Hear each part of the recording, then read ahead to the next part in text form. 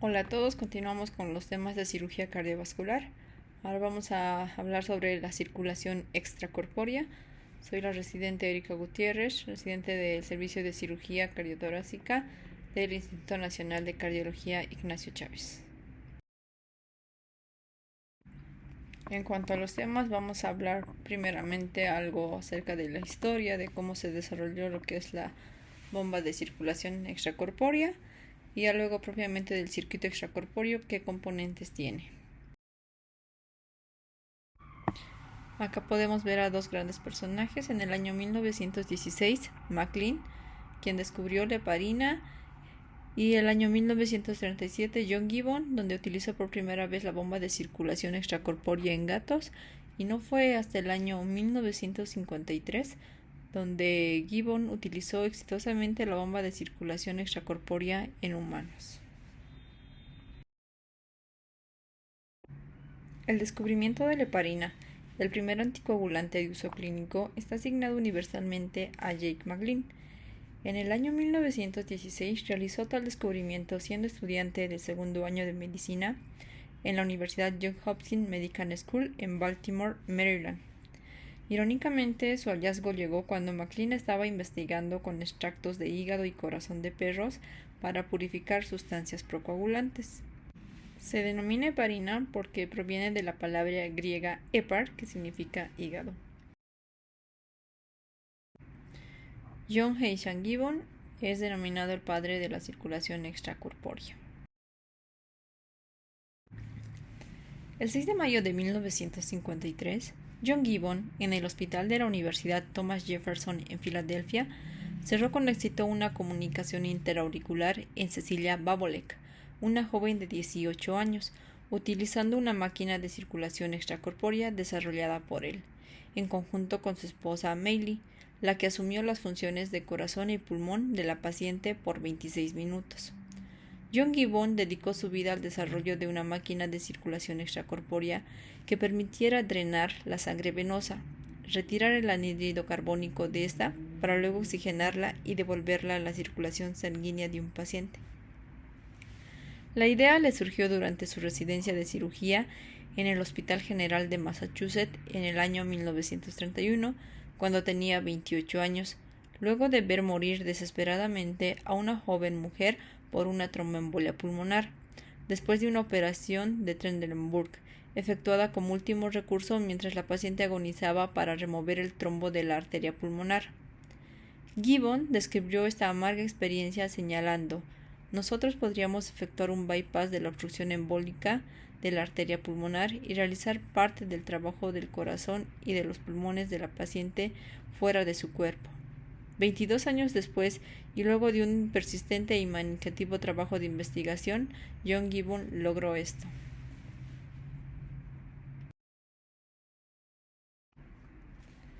Fueron dos factores que permitieron a John Gibbon coronar el trabajo de toda su vida con éxito al efectuar la primera cirugía a corazón abierto con circulación extracorpórea. El primer factor fue la síntesis en cantidad suficiente para uso clínico de heparina por Charles Best en 1936. Con esto era posible controlar los coágulos y embolias que originaba la circulación de la sangre por superficies sintéticas. El segundo factor fue que durante unas vacaciones en 1946, Gibbon conoció a Thomas Watson, poderoso presidente de la IBM, quien decidió dar apoyo financiero y tecnológico al proyecto de Gibbon. El 26 de marzo de 1954, Walton Lalehey llevó a cabo el primer cierre quirúrgico exitoso en una comunicación interventricular bajo circulación cruzada controlada, a la que siguieron 27 casos más. La técnica propiamente consistía en el intercambio recíproco de sangre compatible entre el sistema arterial del donante y el sistema venoso del paciente. Para esto se canulaban las venas cavas del paciente a través de la vena yugular interna derecha con una cánula única. La arteria subclavia izquierda de esta se seccionaba para introducir en esta una cánula para recibir la sangre del donante desde la arteria femoral de este. La sangre venosa del paciente se drenaba a la vena femoral del donante por medio de una bomba de rueda excéntrica dentada. La operación se efectuaba con heparina y durante el procedimiento el donante era hiperventilado con oxígeno al 100% mientras el paciente permanecía en apnea. El 13 de mayo de 1955, 9 días antes que su vecino Kirkland, Lyle G. cumplió su predicción con la introducción del oxigenador de burbujas de Wall-Lyle G., corrigiendo exitosamente una tetralogía de Fallot en un lactante de 22 meses. El desarrollo de la máquina corazón-pulmón Gibbon IBM fue continuado por John Kirkland en la Clínica Mayo, quien con la colaboración de los ingenieros de esa institución desarrolló el prototipo Mayo-Gibbon IBM, con el que John Kirkland, el 22 de mayo de 1955, cerró con éxito un defecto intracardíaco en Linda Stout, una niña de 5 años de Dakota del Norte, llevando a la Clínica Mayo a convertirse en uno de los 2 centros a la vanguardia en cirugía corazón abierto desde ese entonces. Ahora vamos a hablar sobre los componentes de la circulación extracorpórea. Va a constar de cánulas venosas, la tubería, el reservorio venoso, la bomba, el oxigenador, el intercambiador de temperatura, el filtro de burbujas y las cánulas arteriales. Vemos en la imagen un esquema de la circulación extracorpórea. A nivel de la aurícula derecha va a estar una cánula venosa por la cual va a salir la sangre. Toda esta se va a dirigir al reservorio venoso, de ahí esta va a pasar por la bomba y de ahí se va a dirigir a lo que es al oxigenador y al intercambiador de temperatura. Ya de esta va a salir una sangre oxigenada, la cual va a pasar por un filtro arterial y de este va a pasar a la tubería y se va a dirigir hacia la aorta ascendente por una cánula arterial.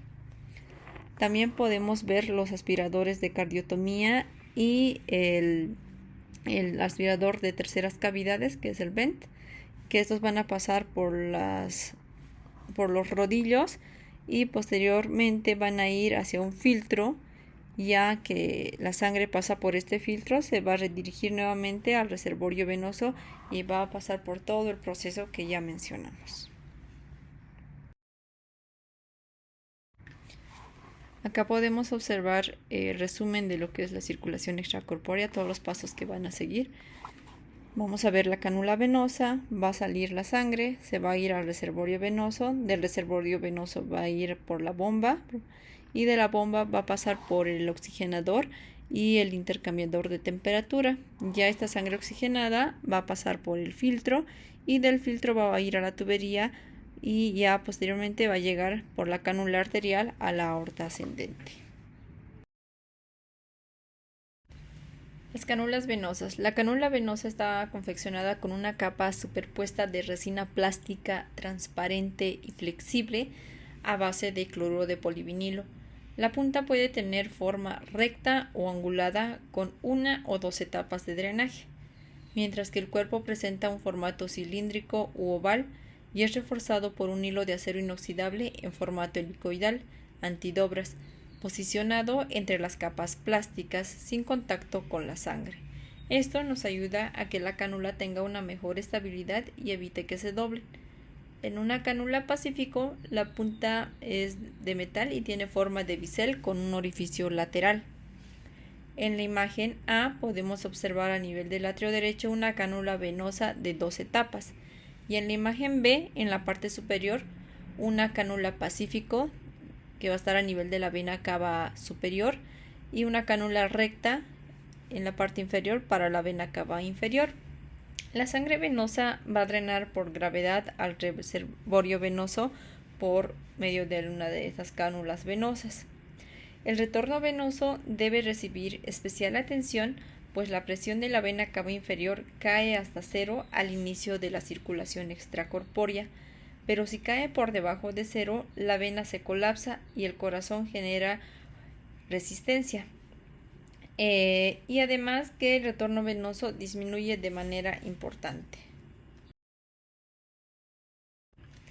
Las cánulas venosas femorales. Los cuerpos de las cánulas van a estar hechos de poliuretano biocompatible reforzado con un alambre plano para lograr el menor espesor de pared y mejorar la estabilidad de las cánulas. Hay diferentes tamaños, desde 15 French hasta 29 French, y estos se adaptan a los diferentes requisitos de los pacientes según el área de superficie corporal y el flujo que se necesita. El introductor va a estar bloqueado para mantener el introductor en su lugar durante la inserción. El cuerpo de la cánula proximal es endurecido selectivamente para evitar que se doble después de la inserción. Pares alternos de orificios laterales en cada cánula venosa, y todos estos orificios laterales están reforzados para evitar que se doblen. Además que va a haber una transición suave entre el introductor y la punta de la cánula. En la imagen podemos ver la caída de presión versus el flujo. En la pérdida de presión hasta 200 milímetros de mercurio y la tasa de flujo por litro minuto de agua a una temperatura ambiente hasta 6 litros. Entonces se va a hacer una relación entre la pérdida de la presión y la tasa de flujo con los diferentes diámetros de las cánulas venosas. En la imagen podemos ver las diferentes partes de la cánula venosa. Va a ser flexible y resistente a los acodamientos, ya que esta va a estar revestida con acero bobinado y los orificios laterales van a estar reforzados.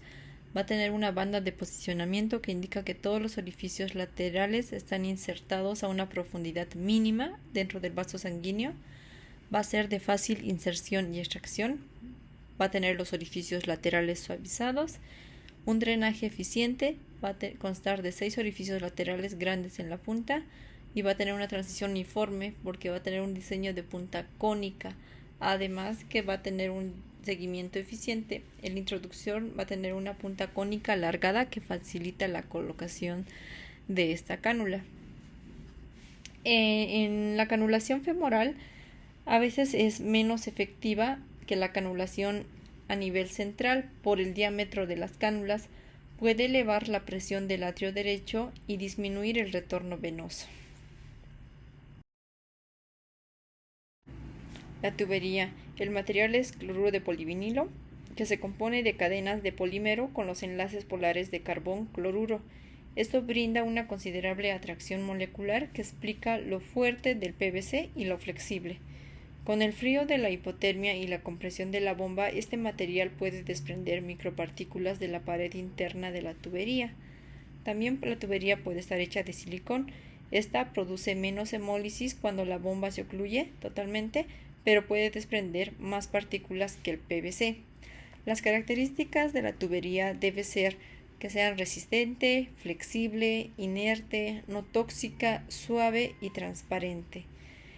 Además que estas tuberías van a estar cubiertas con heparina y también pueden estar cubiertas con albúmina, esto para disminuir la reacción inflamatoria. El tamaño de la tubería en la circulación extracorpórea en adultos es según el tamaño del tubo. En el 3, un 16avo es de 4.5 milímetros. Este es para el sistema de cardioplegia sanguínea. En el tubo de 1/4, que es de 6 milímetros, la tubería de succión. El de 3/8, que es de 9 milímetros, para la línea arterial, para un flujo menor de 6.7 litros por minuto. Y el de 1/2, que es de 12 milímetros, para la línea venosa. El reservorio venoso. El reservorio venoso va a actuar como las aurículas. Su función es almacenar sangre venosa y remover aire y microagregados de la misma. Los reservorios pueden ser rígidos o flexibles. Los primeros se conocen como sistema abierto.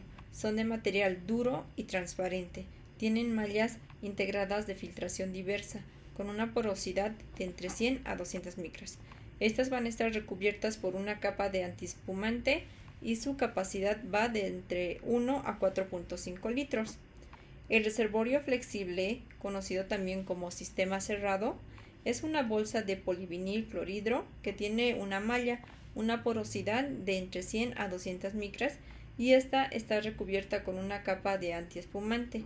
Tiene una capacidad de 200 a 3000 ml y la ventaja de su sistema es la seguridad. Si la bolsa se vacía, se colapsa e impide la entrada de aire al circuito. En la imagen podemos ver el reservorio venoso junto con el filtro y el antiespumante. En la imagen del lado de vista superior vemos cómo llega la tubería de la cánula venosa y los aspiradores de cardiotomía. El reservorio de cardiotomía, la sangre que regresa del campo operatorio durante la perfusión, de la aspiración y el drenaje de las cavidades izquierdas, se recibe en este reservorio, que sirve de almacenamiento y filtro de micropartículas sólidas y gaseosas. El reservorio es de policarbonato y las mallas de filtración son capas de espuma de poliuretano o poliéster de diferente porosidad que va entre las 20 a 40 micras. Las mismas están recubiertas por una capa de antiespumante. La bomba. La bomba se va a definir como una máquina que imparte movimiento a los fluidos que son conducidos por la bomba de un lugar a otro, con un gradiente de presión. Durante la derivación cardiopulmonar, la bomba suple la función cardíaca, es decir, mantiene el gasto cardíaco, y como se ve en la imagen, la bomba va a ser como los ventrículos. Hay diferentes tipos de bomba, está la bomba centrífuga y la bomba de rodillo. La bomba de rodillo fue inventada por DeBakey el año 1932, en la actualidad una de las más utilizadas en la derivación cardiopulmonar. La bomba de rodillo es una bomba de desplazamiento positivo, oclusiva y esta es independiente de la resistencia en el circuito. Consta de un motor eléctrico, un control de velocidad de flujo y un cabezal con dos rodillos colocados a 180 grados uno del otro, como se puede observar en la imagen. El mecanismo de bombeo no está en contacto directo con la sangre. El tubo que conduce la sangre se va a colocar entre la pared interna del cabezal y el rodillo siempre se encuentra comprimiendo el tubo. El flujo de sangre está determinado por el diámetro del tubo, la circunferencia del cabezal y las revoluciones por minuto. Como se observa en la imagen, vamos a tener diferentes diámetros de la tubería de la bomba, un medio, 3/8 y un cuarto. La que generalmente utilizamos en los adultos es la de 3/8, que nos va a dar un volumen aproximado por cada vuelta de 25 ml. Entonces el flujo calculamos que va a ser el volumen desplazado por las revoluciones por minuto. Teniendo una tubería de 3/8 que sabemos que nos va a dar 25 ml por 100 revoluciones por minuto, tendríamos un flujo de 2500 ml por minuto. Entre las ventajas se incluyen su sencillez de manejo, esta va a ser económica, es fácil de purgar, soporta poco volumen de llenado, genera cierto grado de flujo pulsátil y el flujo que proporciona es predecible. Entre las ventajas están que es posible bombear aire al presentarse obstrucción del flujo. Si la bomba se presuriza, causa lesión a las células rojas, o sea, mayor hemólisis. El tubo puede sufrir desgaste y desprender partículas de plástico que causan microembolias al paciente y estas pueden llegar a ser oclusivas. Las bombas de tipo centrífugo son desechables, no son oclusivas, le imparten movimiento al fluido al aumentar su velocidad, va a proporcionar flujos altos contra resistencia mínima y son sensibles a la poscarga. Es decir, si la resistencia al flujo aumenta, esta disminuye. Existen dos diseños de bomba de tipo centrífugo. Las primeras son de aspas impulsoras dispuestas en forma circular. Estas giran dentro de un cilindro cerrado, creando una diferencia de presión entre la entrada y la salida. La sangre entra por el centro del impulsor y sale por la periferia. De este tipo son la bomba centrífuga Delfin y la bomba centrífuga St. Jude Medical. Las otras son las que funcionan con el principio de la fuerza vórtex comprimida. En la naturaleza, un vórtex se forma cuando el fluido se pone en movimiento circular. En este caso tenemos la bomba centrífuga Medtronic. Consiste en una serie de conos rotores montados dentro de una cubierta de plástico transparente que giran a alta velocidad, provocando un movimiento circular de la sangre. Los impulsores o conos se unen magnéticamente a un motor eléctrico. El flujo no está determinado por las revoluciones por minuto, sino que lo determina la resistencia a la salida de la bomba. Cualquier incremento en esta hará que el flujo hacia el paciente disminuya. Por eso se incorpora un transductor de flujo en la línea arterial. Las ventajas de una bomba centrífuga es que estas son compactas, desechables, son prácticas, sencillas en su manejo y causan menos hemólisis. Además, en caso de entrar aire al sistema, la bomba no puede transmitir la energía cinética a la sangre, por lo que el fluido se detiene. Por esto, disminuye la incidencia de embolismo masivo de aire. La principal desventaja es su costo, el cual limita su uso de rutina en centros de cirugía cardíaca. Algunos autores reportan que las bombas centrífugas requieren menos anticoagulación durante su uso y que son las de elección en procedimientos de asistencia circulatoria prolongada y derivación izquierda. Los oxigenadores. El que inventó el oxigenador de burbuja fue Walter Rayleigh. Durante la derivación cardiopulmonar, el oxigenador sustituye al pulmón en la función de intercambio de gases. La oxigenación se lleva a cabo por difusión y depende de factores.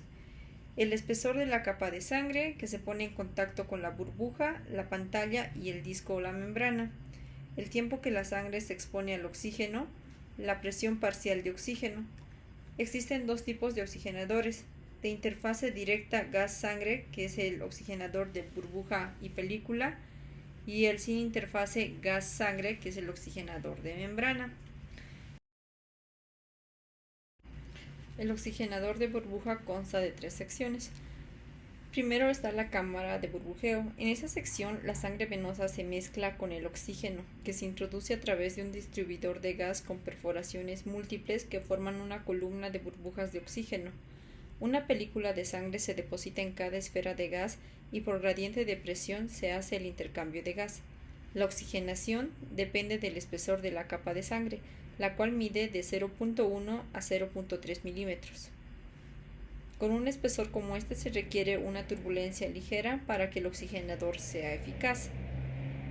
2. Tenemos la cámara antiespumante.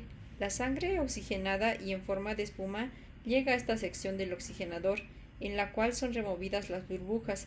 Esta cámara está compuesta por esponjas de plástico de diferente porosidad y cubiertas con compuestos de silicón que rompen la tensión superficial de la burbuja. La capa de silicón debe ser tenue para evitar desprendimientos de partículas del mismo que causen microembolias en el paciente. En esta cámara, además de ser retiradas las burbujas, se lleva a cabo una parte importante del proceso de oxigenación, por el oxígeno disuelto en el plasma y por el gradiente de presión que existe. Y tenemos el reservorio arterial. La sangre oxigenada y libre de burbujas llegan a esta parte del oxigenador antes de ser retornada al sistema arterial del paciente. Este reservorio garantiza la remoción de todas las burbujas y sirve como reservorio de volumen. El oxigenador de membrana. Este es más fisiológico debido a su semejanza con el pulmón, ya que el intercambio de gases se lleva a cabo por difusión a través de una membrana permeable. Esta puede ser de teflón, silicón o polipropileno. La eficacia de los oxigenadores de membrana microporosa de teflón y polipropileno radica en que pueden disminuir después de varias horas de uso debido a la vaporización y condensación de suero que se fuga a través de los microporos. La transferencia de gas a través de una membrana va a depender de 3 cosas. Primero, el tipo de membrana, grosor y superficie. Segundo, el espesor de la película de sangre que se expone a la membrana. Y tercero, la presión parcial de los gases en el lado opuesto de la membrana. La transferencia de dióxido de carbono depende principalmente de la permeabilidad de la membrana, mientras que la transferencia de oxígeno es controlada por el espesor de la película de sangre que está en contacto con la membrana. Esta mide 100 micras. Teóricamente puede elevar la saturación de oxígeno a 50 a 100% en 3 segundos. Sin embargo, las películas de sangre de menor espesor requieren un mayor tiempo de exposición. La presión transmembrana hace que el gas se difunda de una zona de alta presión a una zona de menor presión para obtener una transferencia igual del dióxido de carbono y oxígeno. La membrana deberá ser por lo menos 12 veces más permeable al dióxido de carbono que al oxígeno. El control de la oxigenación se logra aumentando o disminuyendo la fracción inspirada de oxígeno, el FiO2. Los oxigenadores de fibra hueca de polipropileno están diseñados con fibras en paralelo o en espiral, como se observa en la imagen. La sangre circula por fuera de la fibra y el gas por el interior de la misma.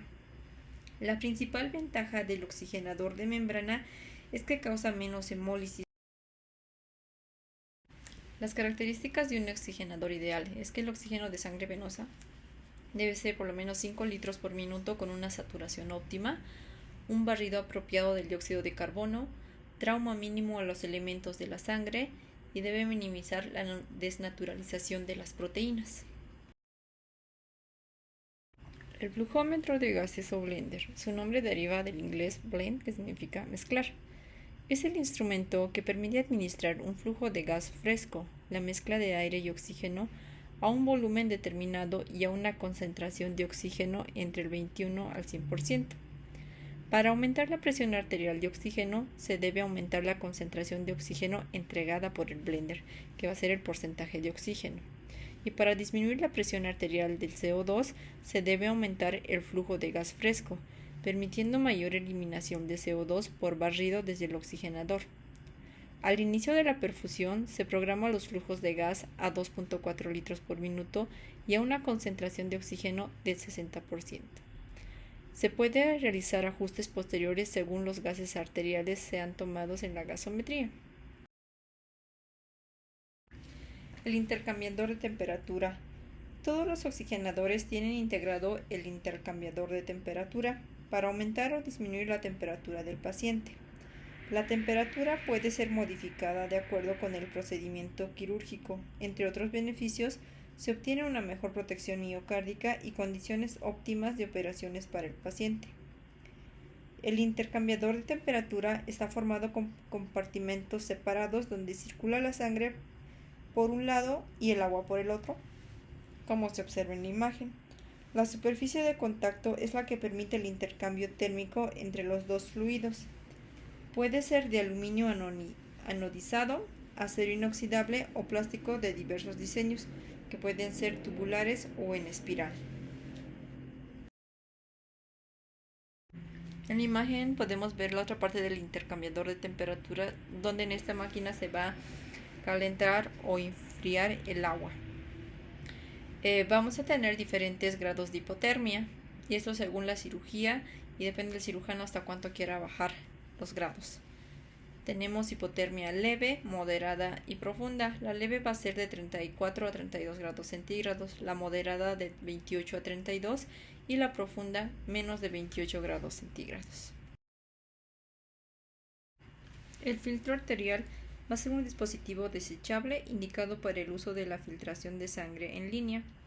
Esta va a prevenir la transmisión de microémbolos, microagregados y partículas más grandes que el poro. Elimina las burbujas de aire, las partículas provenientes de los materiales del circuito extracorpóreo, los agregados y fragmentos de plaquetas, la fibrina y las proteínas desnaturalizadas. La separación de burbujas ocurre debido a la fuerza centrífuga creada por la introducción de sangre en forma tangencial, que dirige las burbujas ligeras hacia la parte superior del filtro. Los tipos incluyen los filtros de pantalla, filtro de profundidad y filtro de leucorreducción. El filtro de pantalla está fabricado de polímero trenzado y poliéster. Este disminuye la reactividad al contacto con la sangre. Está tratada con un diámetro de poro definido. El filtrado es por intercepción de partículas de origen tanto material como gaseoso. Para determinar el diámetro apropiado se debe tener en cuenta un equilibrio entre la eliminación de microembolia gaseosa y la lesión que se produce en los elementos formes de la sangre. El diámetro del poro para un filtro de pantalla es de entre 20 a 40 micras. El filtro de profundidad consiste en un paquete de fibras o una esponja porosa que actúa como medio filtrante. Tiene la capacidad de separar aire del filtro y se caracteriza por la polaridad de la superficie del material del filtro, que generalmente es colocado en el reservorio de cardiotomía. Y el filtro de leucorreducción, a diferencia de los anteriores, son filtros microporosos de 40 micras de diámetro. Están recubiertos de una sustancia que hace que la membrana adquiera una carga eléctrica entre la membrana y los leucocitos, y al contacto con determinado componente hemático del sistema del complemento.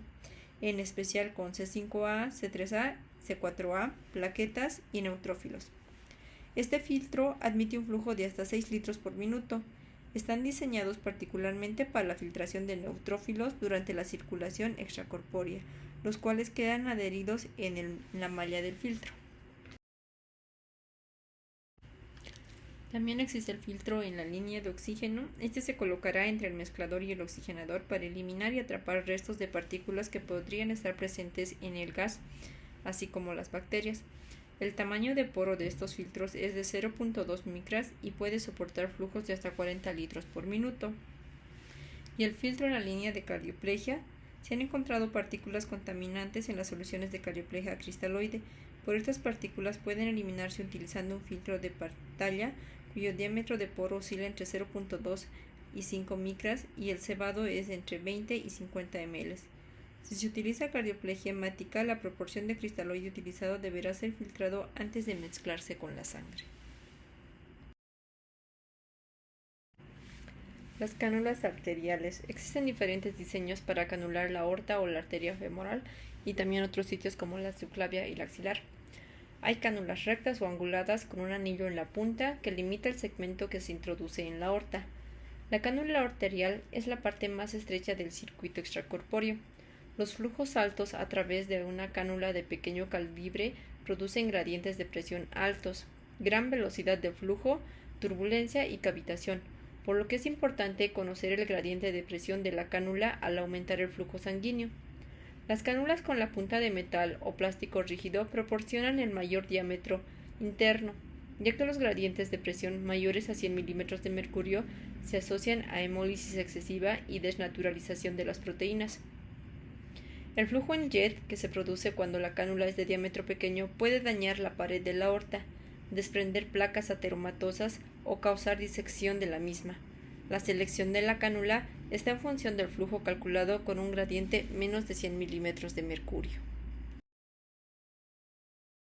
En cuanto a las cánulas arteriales femorales, tienen que tener características como que el introductor debe ser de punta roma para permitir la inserción segura en los puntos de acceso arterial femoral. La función de bloqueo va a reducir el retroceso del introductor durante la inserción de la cánula. La tapa de ventilación reduce el retroceso o reflujo de la sangre cuando no se utiliza la guía en el procedimiento. Y va a tener marcas de profundidad que facilitan la colocación de la misma. Hay diferentes diámetros de las cánulas arteriales femorales, desde 16 hasta 22 French. Y vamos a ver la caída de presión en la imagen versus el flujo. Caída de presión hasta 200 milímetros de mercurio y la velocidad de flujo hasta los 6 litros. Entonces se hace una relación entre ambos. La cardioplegia. La preservación de la función del miocardio durante el periodo isquémico consiste en poner el corazón en un estado de hibernación gracias a esta. Su propósito es causar un paro cardíaco diastólico rápido y conservar la energía del miocardio. El corazón flácido facilita la cirugía y es el estado en el cual el metabolismo del miocardio casi está en niveles bajos. La cardioplegia puede ser en una sola dosis, en dosis intermitentes o en una perfusión continua.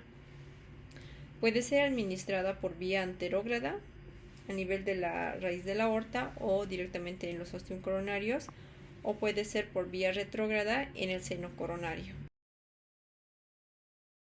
El tipo de cardioplegia custodial fue descrita por Brett Schneider el año 1970, también llamada HTK, por tener histidina, triptófano y ketoglutarato.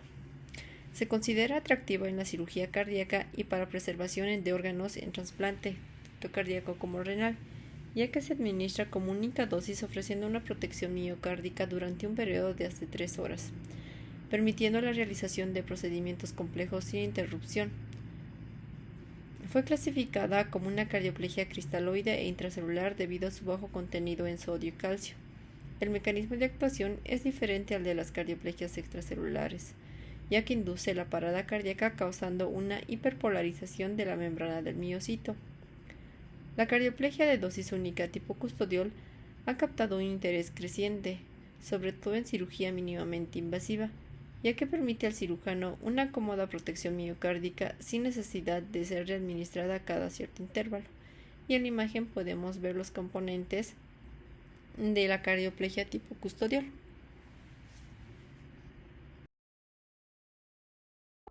La cardioplegia del nido se introdujo en 1995. Es una solución despolarizante modificada. Se ha expandido desde Boston como un virus. La composición de la cardioplegia del nido tiene tres características principales que diferencian la cardioplegia del nido de la cardioplegia hemática convencional. En primer lugar, del nido presenta una menor proporción hemática, 1:4 sangre cristaloide, respecto a la cardioplegia convencional, que es 4:1 sangre cristaloide. El resultado es una marcada reducción de la concentración de calcio de la solución, que potencialmente atenúa la entrada de calcio en el retículo sarcoplásmico durante los periodos de isquemia, así como la hipercontractibilidad del sarcolema durante la reperfusión. Además, esta aporta una menor viscosidad que facilitaría la penetración en la microcirculación del miocardio. En segundo lugar, del nido posee una mayor concentración de potasio que la hemática estándar, por lo que podría conseguir periodos mayores y más extensos de despolarización de la membrana del miocito, inhibiendo de manera más efectiva el potencial de acción. Y por último, del nido contiene lidocaína, que bloquea los canales de calcio, previniendo secundariamente la entrada de calcio en el citosol. Los agentes hiperpolarizantes como la lidocaína, así como los iones competidores de calcio como el magnesio, son utilizados de manera habitual en protección miocárdica y también forman parte de la cardioplegia del nido. En cuanto a la anticoagulación, la heparina es un medicamento muy potente. Activa un inhibidor intrínseco de la coagulación, la antitrombina 3, e inhibe algunos factores de la coagulación. Esta se debe administrar directamente al torrente circulatorio central por una vía venosa central. Se debe controlar el tiempo de coagulación activado a los 3 minutos. La dosis de la heparina son 300 unidades internacionales por kilogramo de peso, y esto va a permitir una anticoagulación total. Algunos circuitos de la bomba de circulación extracorpórea tienen ligado a su superficie moléculas de heparina para mejorar su biocompatibilidad. La protamina va a ser un antagonista de la heparina y la dosis que se debe dar es 1 miligramo por cada miligramo de heparina utilizado. Esta se debe administrar lentamente y diluida para evitar efectos adversos. En cuanto a los efectos adversos que hay, puede haber hipotensión arterial, hipertensión pulmonar, aumento de la presión de la vía aérea, broncoespasmo.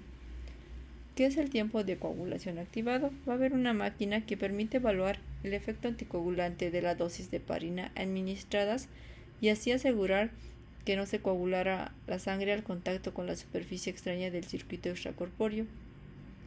Un rango aceptable mínimo es mayor a 400, idealmente 450, y ya podemos utilizar las cánulas de cardiotomía cuando tenemos un TCA de 200.